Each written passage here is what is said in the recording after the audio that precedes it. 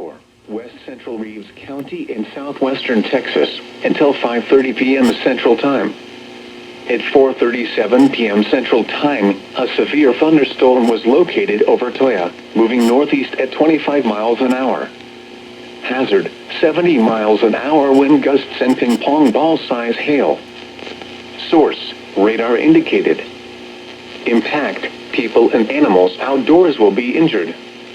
Expect hail damage to roofs, siding, windows, and vehicles. Expect considerable tree damage. Wind damage is also likely to homes, roofs, and outbuildings. Locations impacted include Pecos, Toya, and Pecos Municipal Airport. This includes Interstate 20 between mile marker 16 and 45. For your protection, move to an interior room on the lowest floor of a building.